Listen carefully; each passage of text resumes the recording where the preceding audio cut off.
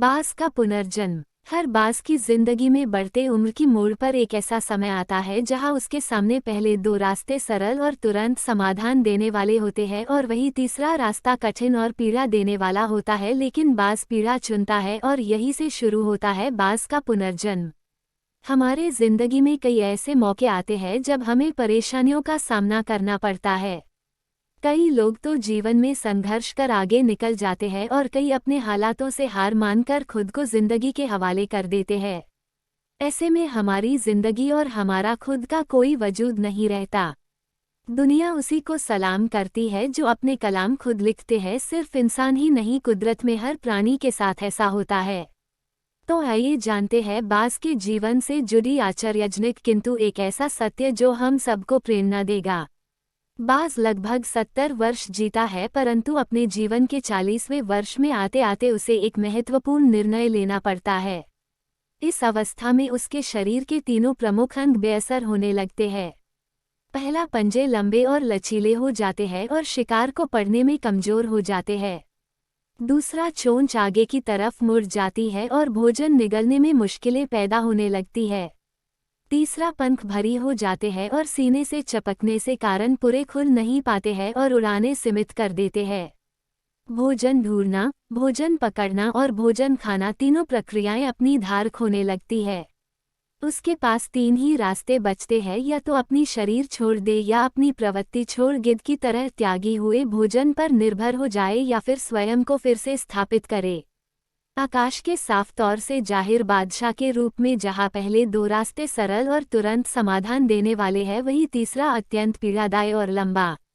बाज पीड़ा चुनता है और स्वयं को फिर से स्थापित करता है। वो किसी ऊंचे पहाड़ पर जाता है, एकांत में अपना घोंसला बनाता है और तब शुरू करता है पूरी प्रक्रिया। सबसे पहले वह अपनी चोंच चट्टान पर मार मार कर तोड़ देता है। अपनी चोंच से अधिक पीड़ादायक कुछ भी नहीं है पक्षी राज के लिए। अब वो इंतजार करता है चोंच के फिर से उगाने की, और उसके बाद वह अपने पंजे भी उसी प्रकार तोड़ देता है और इंतजार करना है पंजों का फिर से उगाने का। नई चोंच और पंजे आने के बाद वह अपनी भरी पंखों को एक एक कर नोचकर निकालता है और प्रतीक्षा करता है पंखों की पुनः उगाने का। 150 दिन की पीड़ा और इंतजार, और तब उसे मिलती है वही भव्य और ऊंची उड़ान।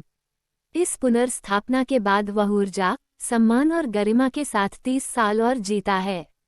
आपने कई बार ये सुना होगा, भगवान भी उसी की मदद करते हैं जो अपनी मदद खुद करता है। आज आपको इसकी मिसाल मिल गई होगी। जैसे बाज संघर्ष करता है 150 दिन तक और भगवान उसका संघर्ष बेकार नहीं जाने देते, उसको नई जिंदगी देकर कुदरत हमें सिखाने बैठी है। जैसे पंजे पकड़ के प्रतीक है, चोंच सक्रियता की और पंख कल्पना को स्थापित करते हैं। इच्छा हालातों पर काबू रखने की, सक्रियता स्वयं की अस्तित्व की गरिमा बनाए रखने की, कल्पना जीवन में कुछ नएपन बनाए रखने की। हम में भी 40 तक आते आते इच्छा, सक्रियता और कल्पना तीनों के तीनों निर्बल पड़ने लगते हैं। हमारा व्यक्तित्व ही ढीला पड़ने लगता है। आधे जीवन में ही जीवन खत्म होने जैसा लगता है। उत्साह, आकांक्षा, ऊर्जा नीचे की ओर जाने लगती है। हमारे पास भी कई विकल्प होते हैं, कुछ सरल और कुछ पीड़ादायक।